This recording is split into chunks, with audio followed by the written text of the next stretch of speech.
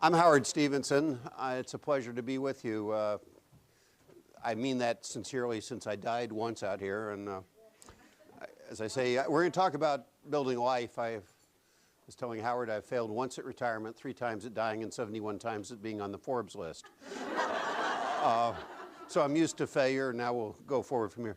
What I'm going to talk about is, as I aged out of fundraising, which is, picking pockets and rolling drunks, I started to ask a question. My wife and I, between us, have 7 kids and 12 grandchildren. And we're both married to jerks, so one year I got to pay tuition at Columbia, Yale, Harvard, Williams, and Bowdoin. I'm bragging and complaining. But I sat down and said, why is it that people say it's so hard for successful people to have successful children? And that's true across almost every culture. It's rice paddies to rice paddies, clogs to clogs, bogs to bogs, all of these things. So I set out with a friend, Laura Nash, to figure out the answer to that question. You come to the first question is, what do you mean by success? So I want to talk about that. The second thing I want to talk about is, at the end, is a little book that just came out in October. When I died, one of the young people that had worked with me said, you make so many I didn't listen to all the advice you gave me. Can I interview you? And I thought that'd be nice. My kids or grandkids I literally did die, and I suffered unattended cardiac arrest out here on the lawn out here, and that's about 1% chance of survival. And, but I was extremely lucky. And so we wrote this book that came out as Howard's Gift. And I want to tell you a little bit about sort of the lessons I've tried to pass on to the kids.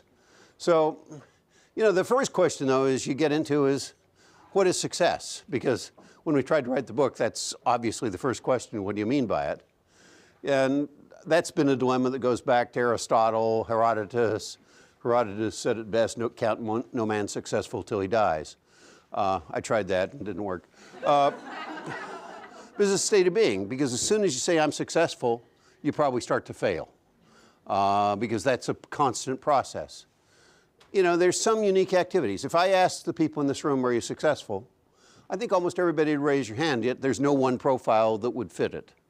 So this is some unique combination of what we bring to the party, where we come from, all sorts of things. And there's also sort of, I was successful when. Now, I always find it sad when people talk about it being admitted to Harvard Business School as the high point of their life, or it's even worse if they talk about being admitted to St. Paul's. But it's a question of, well, what do we mean? Is it a score? If so, is it, I loved Ann's comment about money this morning. One thing about success, it's really hard to measure. Who is the most successful person in the room? Well, all depends on how you measure. It's often uneven. I joke about a divorce. That's a painful part of your life, and dealing with it with kids. I never expected to be a single parent. I wound up being a single parent. That caused me to do some things that were quite different than I had imagined. Like I gave up a very nice activity because somebody had to drive him to school and other things. And my youngest son was the second happiest person in the room when he got his driver's license. It's often quite unstable. Things can be going well, then something happens. And you can't freeze it. You're there, it's wonderful, and you move on. So one of the problems with success, it's both rational and emotional. Who do I compare myself to? If we look around the room, I guess everybody's telling Bill Gates he's handsome. But if he really looks in the mirror, well, anyway. And a lot of the success books are sort of weird. They tell you to think through all the angles. You've got to study it. We look at Malcolm Gladwell. It talks about 10,000 hours. If you're naturally strong, I'm not going to be a basketball player. It's quite clear. I don't jump, and particularly now. And you sort of get on this life path, sometimes call it a velvet-lined rut, and if you do it all your life, you're probably going to get better at it. So if you do that, that's what they tell you, nothing can go wrong. The problem is sometimes things happen.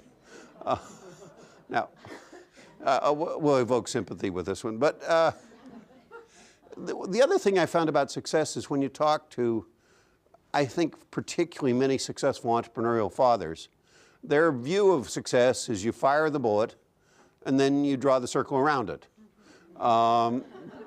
What I did is success. Now you should be just like me. Now this turns out to be reasonably hard. I think about my own career. You know, I started the entrepreneurship when nobody cared. Well, if my sons or daughters tried to do it, it wouldn't work. There is a different path. It's a different time. You know, we started one of the first hedge funds in the United States. I was involved in starting and managed for 10 years. Well, you know, now there are 2,600 hedge funds started each year and 2,500 going out of business. It's a very different game. And the other thing about it is it's really not the way that it works, because if you do that, you often leave out a few things like family, community, and as one guy said in our interviews, I'm now retired, it's time for me, I just don't know who me is. I've been so involved in doing what other people tell me to do. So life's reality is quite different. Life's reality is all about choices. We're standing at crossroads and we don't know what's over the horizon. You know, I got tenure in 1978, that's something that people seek, and I resigned immediately. And people thought it was crazy, but I'd interviewed a whole bunch of tenured faculty and said, they're not happy. Why would I go down a path where many of the more, quote, successful people aren't happy? Let me try something different. So, but I had no idea where it would lead. It led back here. Now, but on a very different set of terms. Now, success is a tough problem. The external measures and the internal measures aren't always the same. Sometimes we're rewarded for things we're not proud of, and sometimes we're proud of things we're not rewarded for. I think, secondly, things change. As I said, the world changes. We have to deal with it. We teach about people, opportunity, deal, and context, and the context really matters. You change. If you still want the same thing at 82 as you wanted at 22, your name's Hugh Hefner.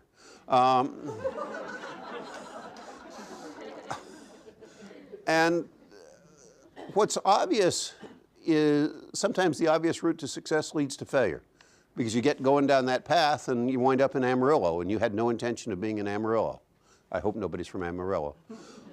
There's another thing that I've observed, which often it hurts when others experience a success that could have been yours. You know, I'm the ST in Baupost. It's a fairly famous firm. I left it when I became a single parent. I look on the Forbes list and see the guy who took over from me. Yeah, I wince, but then I think, well, if I'd stayed in that path, I couldn't have done the other things I've done. But I still wince. I have to admit, when I open up Forbes and see it, I wince, but that's okay. What we discovered is there are different kinds of success, and the satisfactions of each are different, and that's what I want to talk about a bit. Now, I think for most of our graduates of Harvard Business School, there are really three great fears in life. One is I won't be a success. Two, I will be a success, won't be enough, this famous Peggy Lee song. And I'll be a success, but I have to sell my soul. That somehow to be successful in the world's terms, I have to give up something that's really important to me. Now, everything I learned from my mother, I think, came from the Reader's Digest. But this is one that I'll never forget. Success is getting what you want, and happiness is wanting what you get. And one of the most important pieces of advice I think I've given my kids is marry a happy person, because you're not going to change somebody who's unhappy into somebody who's happy. So figure out if they're happy or not. So there's a lot of bad advice out there. Simple rules. Follow your passion. Oh, wonderful. I'm passionate about being an actor. Oh, okay. How many parents have kids on deep subsidy trying to be an actor, or a writer in Hollywood, or those kind of things? So, and they get to about 50 and they say, I'm not really going to make it, now what I'm going to do? And by the way, that's about when the parents die, so the subsidy stops, and it's really a problem. There is this stress on perfection and having it all. You're supposed to be, you know, Dr. Ruth in the bedroom and Donald Trump in the boardroom, and well, you know, I don't know who you are, but I find 24 hours a day doesn't let me do all those things all the time, and we'll come back and talk about that and how you manage it. And there are some wonderful success models that gloss over the flaws. You know, if I think of Rupert Murdoch, John Corzine, can we imagine Lady Gaga, Liana Holmes? Would you really like to be some of these people that have been written up as great successes? And even worse, would you want your kids to be them? I can't imagine if one of my daughters said, I really want to model myself on Lady Gaga. The two that went to the Harvard Business School have done okay, but well, the one has wound up being a family counselor. We interviewed about 150 people. They were high achievers in multiple arenas. They seemed to care about others, which was probably one of our criteria. Their success in life make a difference to many others. They weren't just about me. I didn't interview Donald Trump. They seemed to keep going and growing. And they were unique. We interviewed everybody from investment bankers to a cleaning woman that had come probably not originally as a legal immigrant, and now has a firm with about 50 people that work for her and is really amazingly happy, and all her kids are graduating from college. And so it's a very fascinating group of people. But mostly what you saw is people that were quite satisfied, that they felt good about themselves and good about their life. So, you know, I could criticize this as a sociological study because these are probably the criteria we chose for success, not something that was given to us by deep research. And what we saw in these people is they seized opportunities that's presented. They largely avoided regrets. Now, my co-author Laura and I argued a lot about, can you live a life without regrets? And it was, yes, we can, no, we can't. Yes, a very intelligent argument. But what we discovered is we were talking about different things. She was talking about consequences, and I was talking about sort of process. You know, things go wrong. But if you acted honest to yourself, if things go wrong, it's pretty hard to have a regret. He said, I acted on the best information. Regrets come when you kid yourself. One of the titles in the Howard's Gift book is Don't Cheat at Solitaire. We also found that people that really enjoyed the here and now. They weren't always putting off.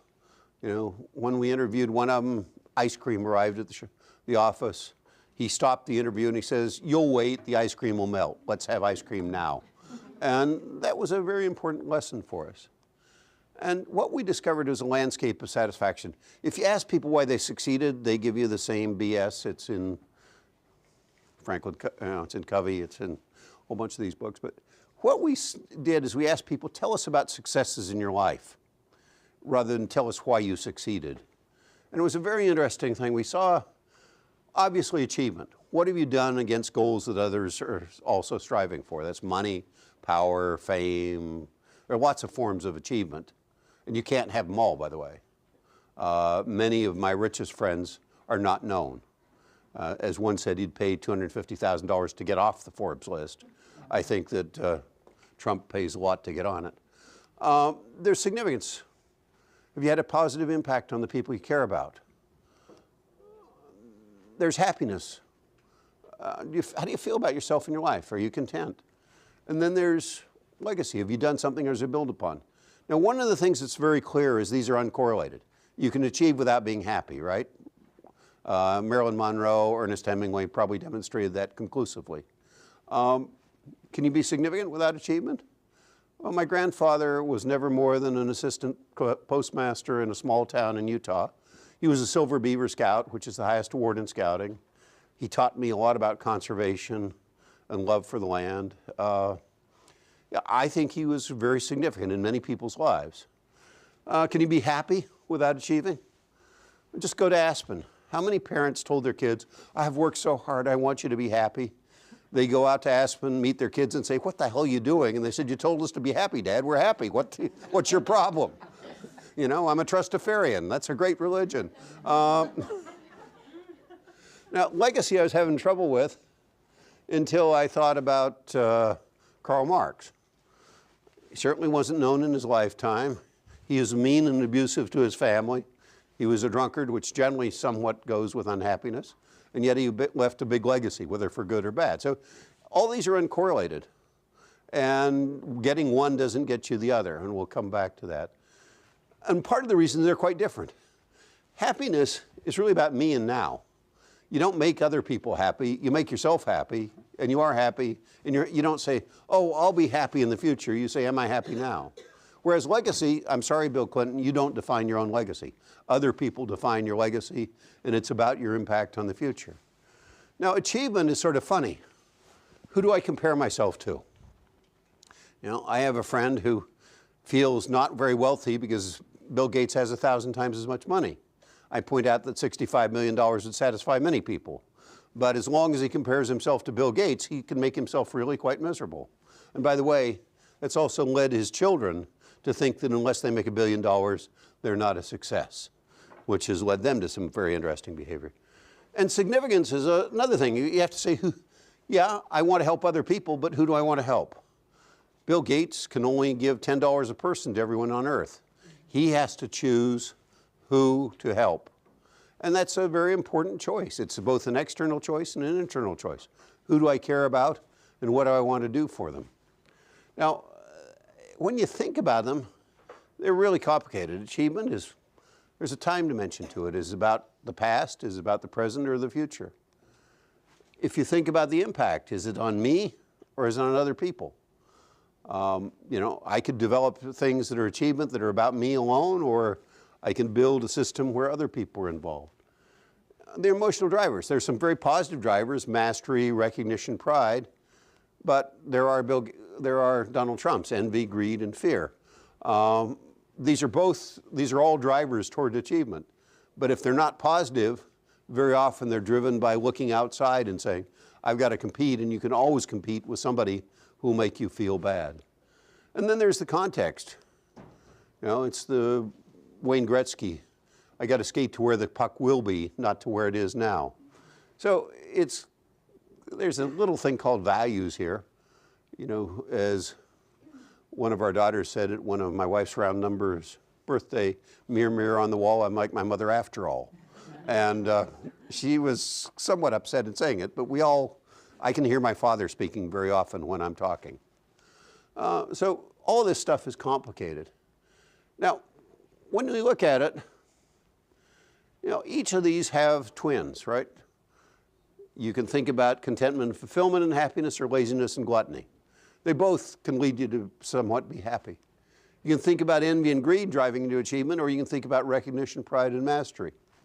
You can think about fairness, generosity, and caring, which is external, or you can think, a few of us have been on boards where power and self-aggrandizement leads people to, quote, be significant outside. And then even in legacy, there's altruism and generative desires, or there's the fear of death and need for control. You know, I know somebody that's written 1,000-year trust, because he really does, you know, trust should be named mistrust. If you trusted your kids, you wouldn't put it in trust. But to do it for 1,000 years, I unkindly pointed out that William the Conqueror still has 50-something years to run. And I'm sure he's seen everything. But when you look at these, does contentment and fulfillment help you to achieve?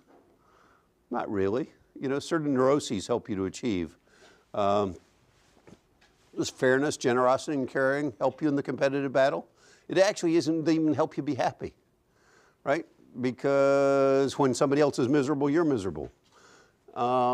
If you think about altruism, those who leave room for other people's success, it's an absolute requirement for the creating legacy, but it also will probably diminish your own achievement because you're letting other people be recognized, where there are many people, and you see it all the time in entrepreneurship, where the need to be the boss prevents you from actually developing something that will endure. So these are complex. Most human beings, except for Donald Trump, have most of these emotions. And because we have complex emotions, we're tired, we're torn. We're tugged in different directions. This one helps me achieve on this dimension, but we all want them because we want all of these kinds of success. And this is part of the challenge I think we all face is I don't know very many people that don't want to have some measure of success on all of these dimensions. So one thing is find your passion, you know, that will find somehow something that in achievement will find significant happiness and leave our legacy. The only problem, it doesn't work because one activity rarely has it all. If you find love at the office, you can get yourself sued. And there's certainly different constituencies, different judgments. When somebody says to their children, I'm working so hard, I'm doing it all for you, my children, what does the kid generally think? Bullshit, Dad. You're doing this for your own ego. And yeah, it's really nice. I'm really glad that you're giving me some money, but you're not doing your work for me. It's for you. I mean, it requires different skills. If you try and be CEO at home, the chief operating officer generally has something to say about it. At least that's been my experience, very subtly. And there's often collateral damage, because if you focus on only one thing, you're highly likely to forget some other things. And this is a problem. So I just remind you of this poor guy. There's another approach, which is sequential success. You know, we'll achieve. In achievement, after we achieve, we'll find significance. After we find significance, we'll find happiness. And then our legacy will be left when we die. That doesn't work either. There's a lot of books, generally sold to YPO members, about from success to significance, halftime. I can go through the titles. They don't work for a very simple reason. When is enough to move on? You know, if you say, when have I achieved enough? I never want, do you think any of us want to ever say, I'll never achieve again? I don't know many, you know, people, even if they never played golf in their life, they retire and go to Florida and they got to become a champion golfer. Unlikely to happen if you didn't start it at 16. It's like being a skier. If you didn't learn to ski before you develop common sense, you'll never be a great skier. Because what's enough for now is certainly not enough for your life in most of these areas. So the notion I'll do something and then at the next stage I'll pass on and I'll focus. This is good for ADHD people because it says I'll focus on one thing and then I'll achieve it and then I can move on. The only trouble is the decision to move on is really tough. And there's also, the problem is that you can always maximize. I was a mathematician when I was young. I don't remember how to do a Riemann-Stieltjes integral, but I do remember that there's no largest integer. You can always add one to anything.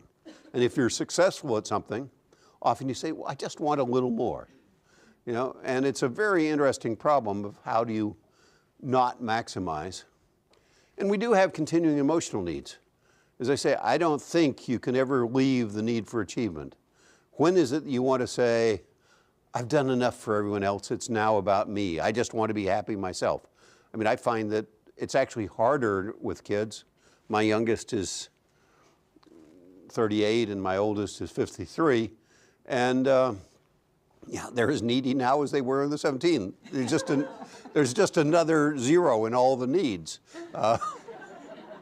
Or 2 zeros or 3 zeros, depending on what's going on in their life. And by the way, you'll miss some opportunities if you try and do it sequentially because, you know, can you wait to be happy? I can't imagine living life saying, I will finally be happy when I've got $100 million. That's a little bit of a nonsense. And by the way, your family will never wait. You know, they find ways to cope if you don't deal with it now. So what we saw in these people is a very interesting phenomenon. They sort of looked at life and said, oh, achievement, significance, happiness. And they told stories about starting small.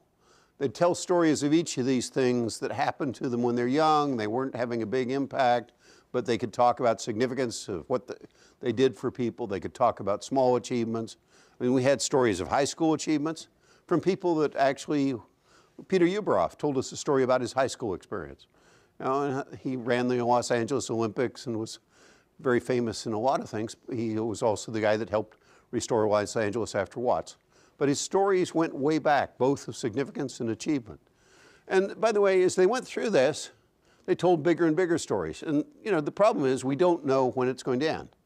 I was pretty healthy. I'd exercised in the morning. I was walking across campus when I died. Happily, it was January 3rd and it was a warm day and people were around.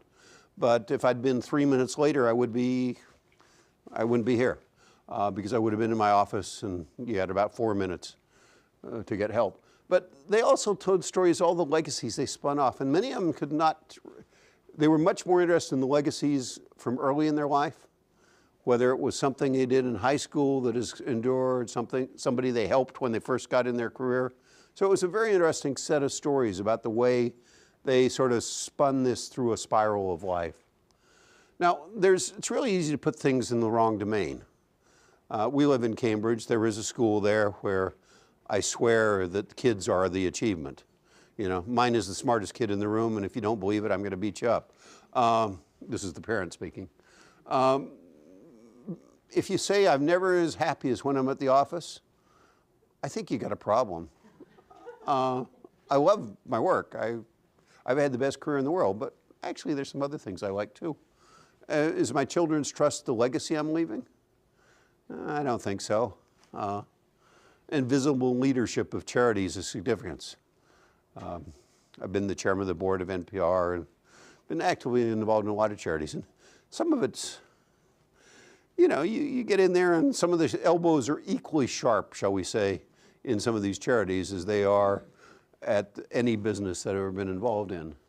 And one of the questions I always ask people is, where do you put your tennis? You know, I'm 71 years old. I play tennis badly, but I really enjoy it. But, you know, that's not going to be... I was with a friend the other day who's 72, who pays Federer to warm him up. He's very good, but, you know, at 72,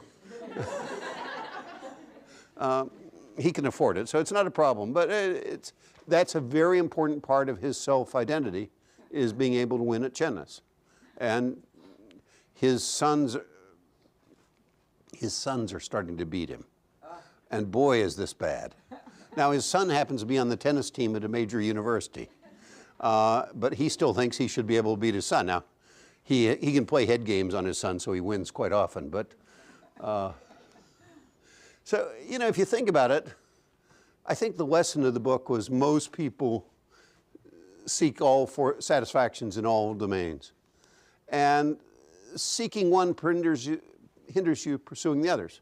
We only have 24 hours a day. The time you spend on achievement, you don't spend on significance. That great satisfaction from one source can't make up for missing on the others. And I hate the word balance. I always think of it as a seal that has something sitting on his nose spinning around. I think, unfortunately, it's about juggling. Now, you know, juggling is really an art. If you think about juggling, you got to keep your eye on all the balls. You know, if you only look at one ball, you're going to drop the others. So you got to keep your eye on all the balls. When you touch something, you have to give it energy. You know, nobody applauds you as a juggler if you hold all the balls in your hand. You can balance the balls, but that's not a very interesting thing. In juggling, you catch it and you throw it almost immediately. But you have to give it energy. You have to give it direction, and you have to get rid of it. And you have to calculate.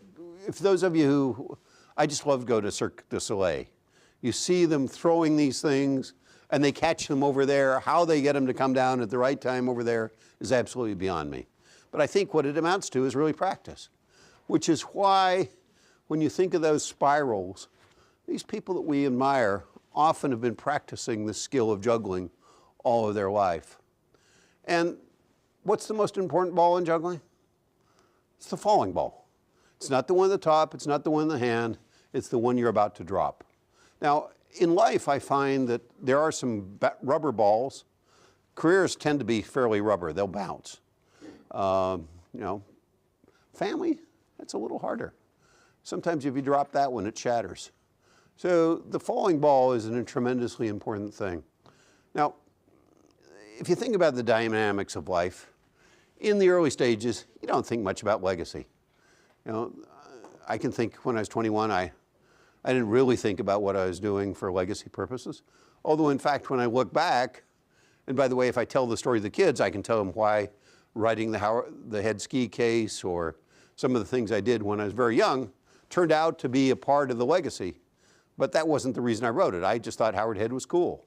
You know, as you get to be an early career, this is a time when you start to make the attachments. As Ann said, it's one of the important things about having some people to talk to.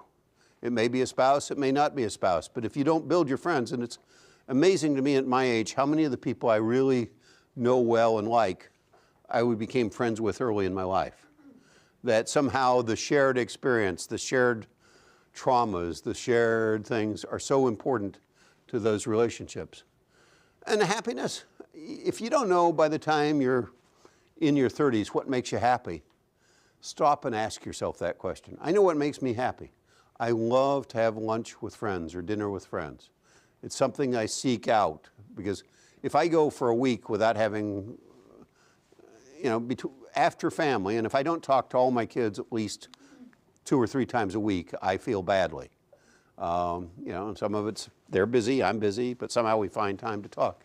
But happiness, you got to know what it means, and you got to say, that's something I seek out on a regular basis. I'm not going to postpone it. And then, of course, the big red ball in the earliest career is the achievement. Very few people are Grandma Moses. You don't achieve starting at 83. So this is the early career dynamics. In the mid-career, we sort of get on a path. We know what makes us happy. We've settled on who's significant to us, unless there's a major change. And we sort of know where the achievement goes, and then legacy starts to raise its head. Well, what do I really care about? Am I doing the things that I care about? Will I be proud of my life at the end? There's usually something when one of your 43-year-old friends dies of a heart attack, it's a wake-up call. Remember when Pat Lyles died? Some of you probably remember Pat. But when he died, you say, he was the runner, he was in good health, he was supposed to be my trustee if I died, and now I'm picking up his pieces.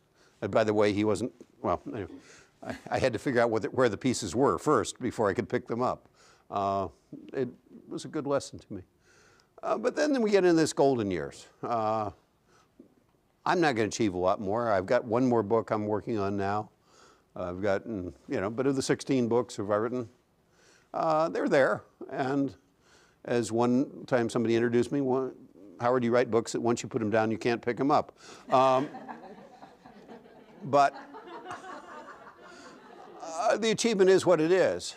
I find that with 12 grandchildren, 7 kids, and lots of friends, you have to work hard at maintaining those relationships. Now happily in the world of the internet and happily in the world of email and things, you can keep in contact in ways that you just never did before, but you still have to work at it. And you have to ask yourself, do I have enough time, or am I allocating enough time to it? And then legacy's there, but at this point, if you're not happy, forget about it, as they say. So I want to go back to key problems. You can't achieve in all dimensions. I will never be a great tennis player. I'll never be a great skier. There are a lot of things. I will never be a singer. I can go through all the things I won't be. So I have to focus on what I want to be. What are my skills? Where do I feel good about myself in the competition in the world? One of the things I learned early in life, I worked with a guy and I said, he was one of the people that helped coin the word automation in his manufacturing course. And he went into the paper industry. And I said, Joe, why did you go in the paper industry? He said, John Diebold liked to compete with smart people. I prefer to compete with dumb people. And it was a lesson I learned in life. Why would I ever want to be a mathematician? They're really smart people that work hard and love math. I wasn't one of them. Again, things change. Things change and you change.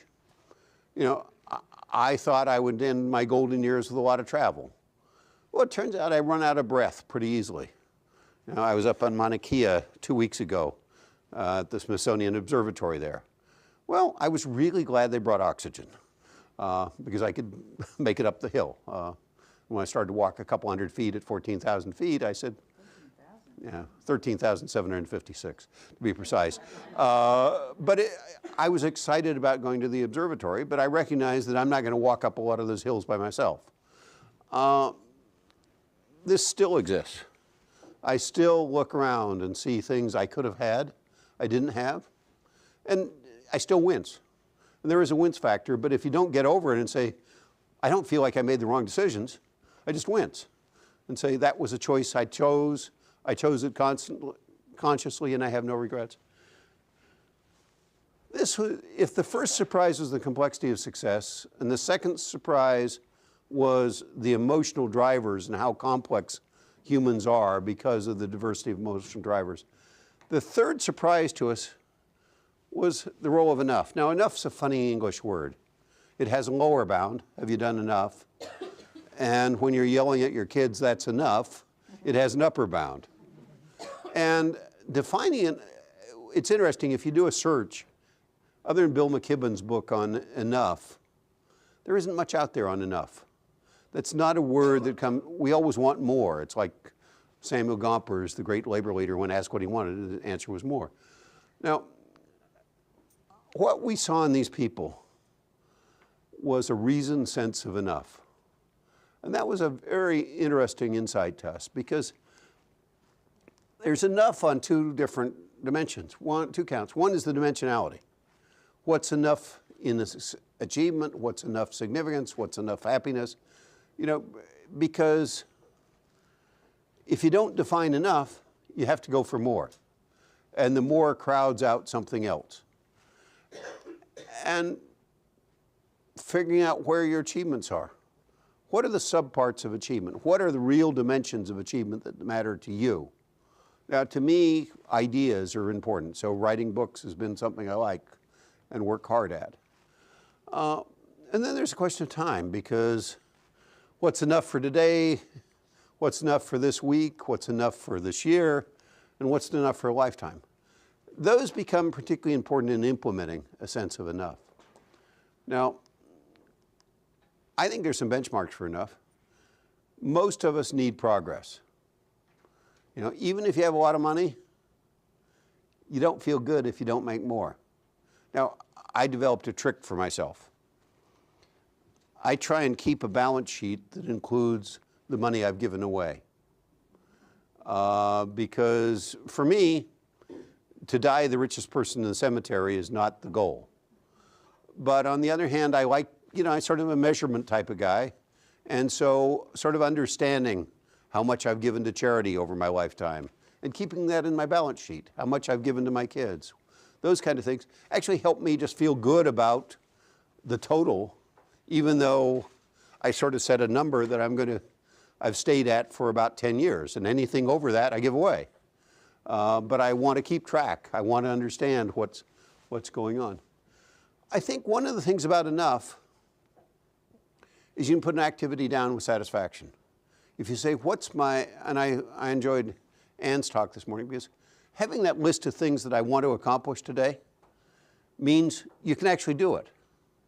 If you don't have a list, you'll never finish it. If you have a list, you can actually sit down and say, oh, this is a good day. I got everything done. But you have to be realistic about what you're going to do today. My wife always has lists that are impossible. And she also starts with the hardest task. I tend to start with those things that I can check off the quickest, so I can get 15 things done that I feel good about, even if there's one damn thing that's left over. But in fact, that becomes very important. But also, by having sort of a sense of what you want to accomplish, you can see different benefits from another activity. So if you say, well, I got to talk to the kids today. Well, that's not in the achievement goal. But if I can say, well, I talked to 3 of them today, I had to listen to one more thing about how Hollywood is hard to work in. But I listen to that every day. I just want to turn on the tape and say, yeah, I told you I worked once with George C. Scott. I understand the business you're in. But the other thing about enough is if you start to do it, you can say, now, I had enough work for today. That doesn't mean I'm not going to work tomorrow. So I want to come back to it tomorrow. So part of it is lists, but part of it's a sense of what's enough. Because enough does some wonderful things. What are your values? Now, for example, in money, you say if one of my values is giving it away, you have to figure out a way to, in fact, measure that in your life. What do you want to do for your kids? You know, I was with a person on one of my recent trips, and he said, well, I don't want to give my kids too much money. It will spoil them. I came from a poor background, and if I give them money, they won't feel driven to achieve. And I was sitting there in a house, which The ceilings were at least 20 feet tall. The main spine of the house was 300 feet long. At the end was a wine cellar, which had Haut-Brion, Opus One, Harlan, visible to the guests, by the way. And you're saying, now you want your kids to do exactly what you did. I think you're setting up for failure because well, anyway. You actually said that to him? Yes.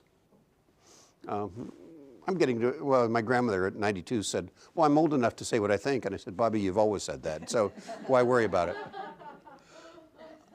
But one of the things is enough sets limits. You know, if you start to say, well, how much do I need to protect myself, my family? You can start to say, well, then the rest is excess. How do I want to use it? One of the things about enough, it allows the transitions. Because once you achieve something, you can say, now it's time for the next thing. And I think one of the most important things I learned from these people is having a sense of enough both motivates you, because I want to get to there, but it rewards you once you've achieved it. And that becomes a very important part of life. So setting limits increases the dimensionality of success, which I think is sort of counterintuitive. But in fact, by setting the limits, it allows you to juggle. It allows you to say, I can throw that ball away now. What's the next ball I have to catch? Now, the bad news is this is a dynamic activity. The bad news is it requires a lot of energy. There's a lot of bad news in this, but that's okay, because I think most of you are a little bit like sharks, as somebody described me. If I stop swimming, I die. That I can't imagine stopping. And so part of what you do is say, look, I can't do this. What can I do now that I want to do? So, you know, I think one of the things is, what do you want in these 4 domains? What's your profile look like now? Again, being honest with yourself. Are you on your way to an ideal? Does your success reflect your core drivers? You know, most of us can't get very far away from what we were taught at home. I know I can't. I hope my kids can't. You know, it's interesting. I had a discussion with the kids about grandchildren. I said, you know, they have, well, minimum 4 grandparents, in some cases more, because there have been several divorces. And so I don't have a great influence on the values of my grandchildren. You know, everybody draws their tree, this is my family. But the kids all look up and say, no, I'm part of 4, 8, 16, 32, 64 families. Which one am I supposed to be part of? And by the way, when they marry, they bring a whole different set of values into the equation. And you're not going to destroy that. What's the rule of life? You either gain a daughter or lose a son. And you better remember that. And then the question that's really deep is, are my drivers positive? Are they negative? My friend who's comparing himself to Bill Gates, I think has some pretty negative envy drivers in it. My friend who writes the 1,000-Year Trust, you know, why do you really want to control your kids? There are a number of funny stories of people. I mean, this one guy talking to, quite wealthy, we're talking about how they manage their money and what they should be doing. And he said, well, I'm never going to get the in-laws in. It's all about my children. And I thought the money came from his wife's father.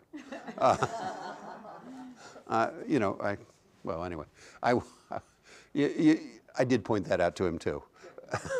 I don't think it had any impact, but I felt like... But you felt honest. Yeah. So when we think about it, I think these things apply in our professional career as well. Achievement's about innovation, getting results. We got to do that or we don't succeed. That significance is about developing people, focusing on the customer and our other stakeholders. Frank Batten, how many of you know the name Frank Batten? I'm trying to remember why, though. Batten Hall is one reason. Frank developed a company called Landmark Communications, the Weather Channel and things like that. He is the guy that said he'd pay $250,000 to get off the Forbes list. But he said, my purpose with my business is serving my customers at a profit. It's not about maximizing shareholder wealth. Profit is a constraint, not my goal. I want to serve the customers. If I don't make enough money, I go out of business. If I make too much money, it says I'm probably not reinvesting enough in my people, my community, and my product. And that was always something. I served on his board for 21 years. He's also somebody who taught me a lot about fundraising, because I went in to ask him for a lot of money and I think I'm getting in a fight because I'm going to tell him how important Harvard Business School is, and he's going to tell me how important the University of Virginia is, and then he's going to tell me how important Old Dominion University is, where his wife is the chairman of the board. Then he's going to tell me about how he was going to be a juvenile delinquent and he went to military school, Culver Academy, and it saved him. And I knew the conversation. So I walked in and said, Frank, it's really important. We've got this need to liberate the parking lot from the university, and we need help. Can I be number 5 on your list? And he looked at me and said, that's about right. And he gave us $35 million, and we were number 5. But he gave it in less than 6 weeks. And I was just thinking, but Frank was a guy that had a tremendous influence on my life and somebody who really epitomized that. Legacy is ethical conduct and strategic leadership. You know, that old notion, if you don't, only the lead sled dog has a change of view. And happiness, satisfaction. Now, I want to give you a few of the lessons that we got in the Howard's Gift. One is I think you got to start at the end. What's going to be said about me when I die? What are my kids going to remember? Nobody publishes your balance sheet in your obituary. So what do I want said? I think the second one is we all got to Harvard Business School by getting an A in every class. We're not going to get an A+ in everything in life. And that's a pretty important thing to remember. What is it that we can let go? Because we're not going to be great golf players unless we practice every day. I think the other thing is a thing that Eric, who is the guy that actually wrote the book, said, everybody's outside looks better than my inside. We know our inside, and we're seeing other people's outsides. And I think the more we know people, the more we see their pain and their struggles, the better it is to remember that we're not alone in the struggles about feeling occasionally that we're not up to it. And then the last thing is everything about the future is a bet. You know, even the future, is there going to be a future, is a bet. Now, we probably all ought to act as though there's going to be a future. And I'm sort of sad to see American savings rates where they are because it acts as though there is no future or somebody else will take care of us. Now, these are the truths I learned. Some of the questions ask, are we at an inflection point? I think back in my career, and inflection point, for those of you who weren't math majors, is where there is no tangent, there's no direction. And we all run into inflection points. My wife leaving was an important inflection point in my life. The decision to give up tenure was an important inflection point. Some of them are very visible, but I think so many people pass inflection points without ever stopping and saying, is this freeing me to make a change in direction?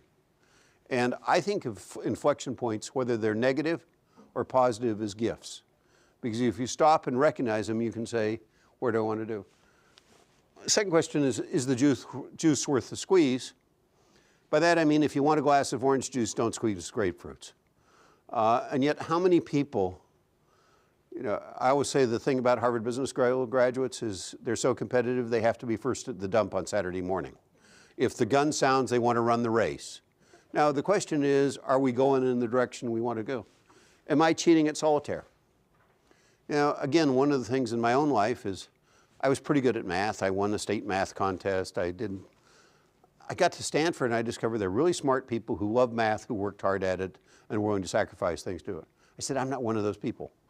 You know, I love math, I love quantitative, but I'm not going to compete with those guys.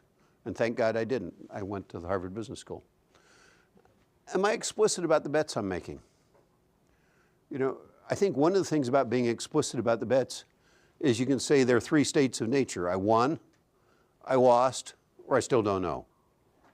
How many people make a bet and have lost but are unwilling to admit it? They sort of wiggle around, well, the world is changing, I'll make it up next time. And one of the questions we ask in the book is the culture question. Am I in the right place? There are places that are toxic There are places that are good for other people, bad for us. How do we evaluate the culture in which you're embedded? I know for me, Harvard Business School has been a great benefit in my life. I was embedded in a place that gave me freedom to do what I wanted to do. It gave me insight and access. But there are a lot of places that I think I would have failed. So I had to choose the right culture. So some important rules. And I want to end, I think we're supposed to end at 10:30, is that right? Live life forward. You know, after almost 72 years of life, I find many people living life backwards. You know, the divorce. How many people are trying to change the past? You know, you can't change the past. You can learn from the past, but you can't change the past. So figuring out how you sort of say, that's behind me, what have I learned, now let me move forward, is so critical.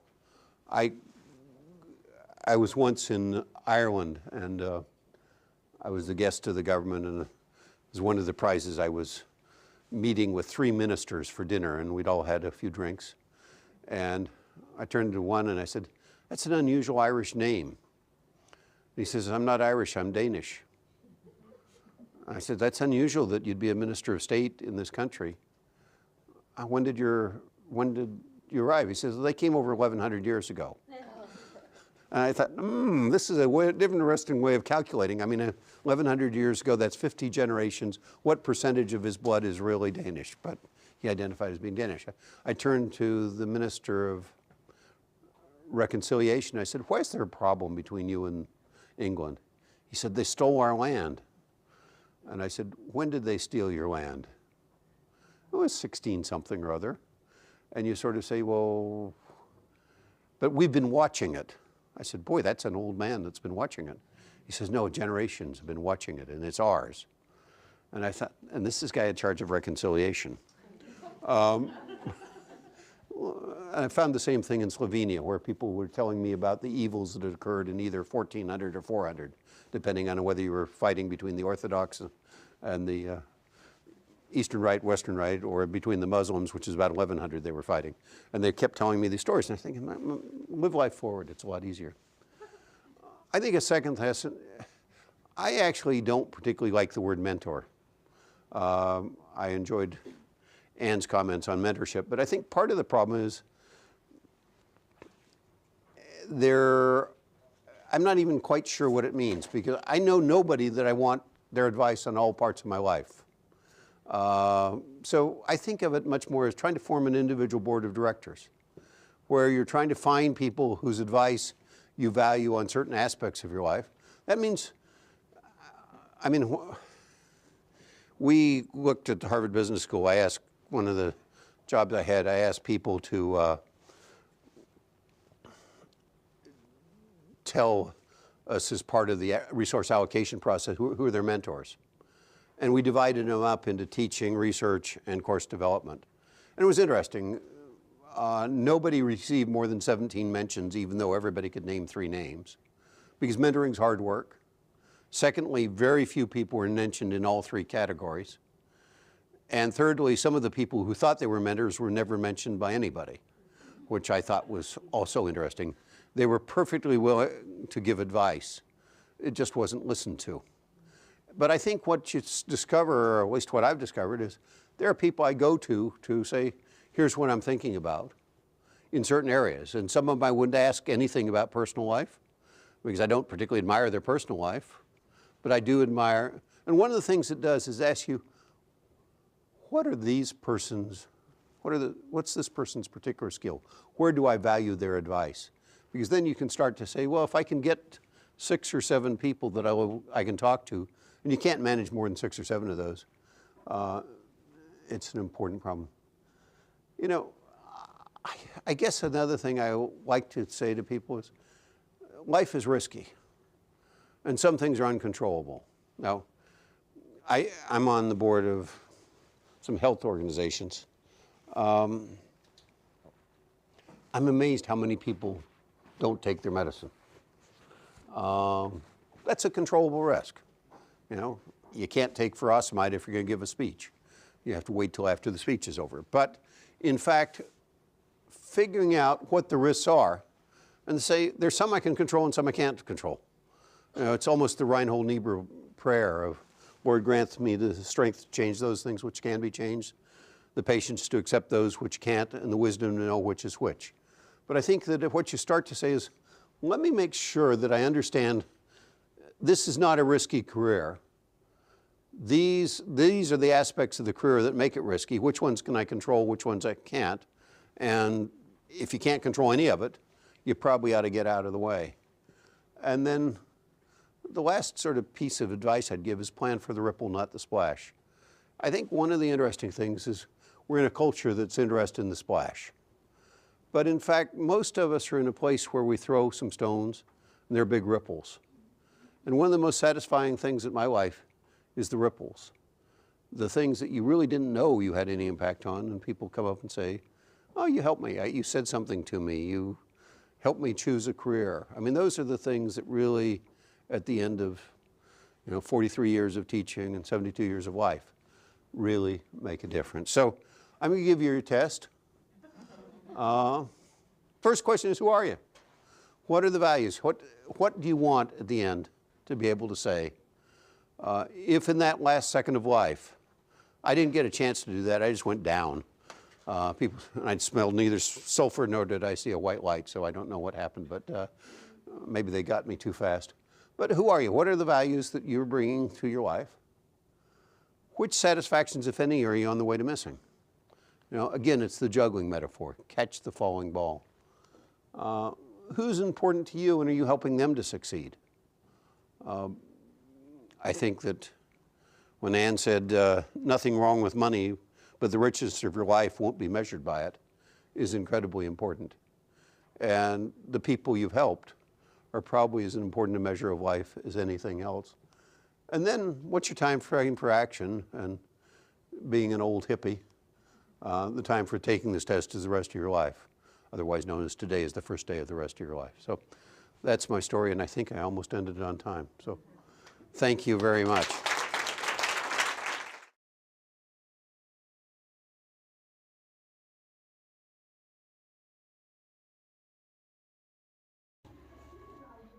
Howard Stevenson, Seraphim Rock Professor of Business Administration, Emeritus, discussed his insights on building a life. He shares his personal experiences with setbacks, including failing at retirement and nearly dying. He then delves into the question he explored with his friends Laura Nash: why successful people often have difficulty raising successful children. Stevenson elaborates on the meaning of success, stating it's a constant process rather than a fixed state. He highlights that success is hard to measure, often uneven and unstable, both rational and emotional.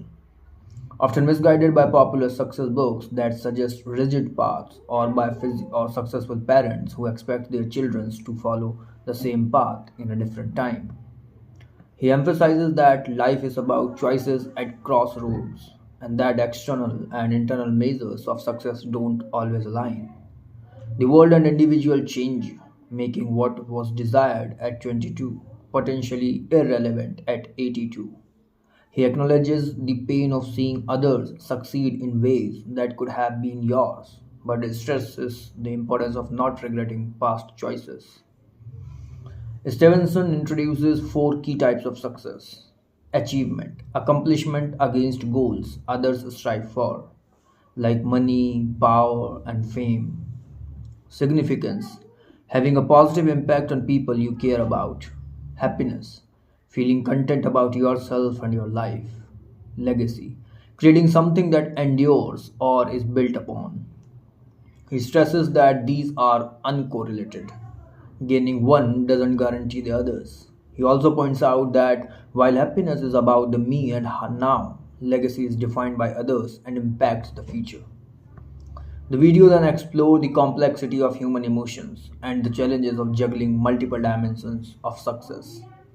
Stevenson argues against the notion of finding your passion as a singular route to all forms of success, as one actively rarely encompasses all of them. He metaphorically describes life as juggling, where one must keep an eye on the balls, give them energy, and recognize that the failing ball, the falling ball, the one about to drop, is the most important.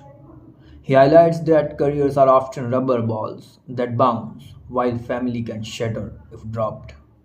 Finally, Stevenson introduces the crucial concepts of enough.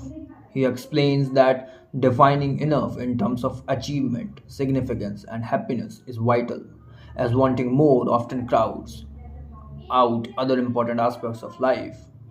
He suggests benchmarks for enough, including progress and the satisfaction of completing tasks. Having a sense of enough allows for transitions and both motivates and rewards individuals.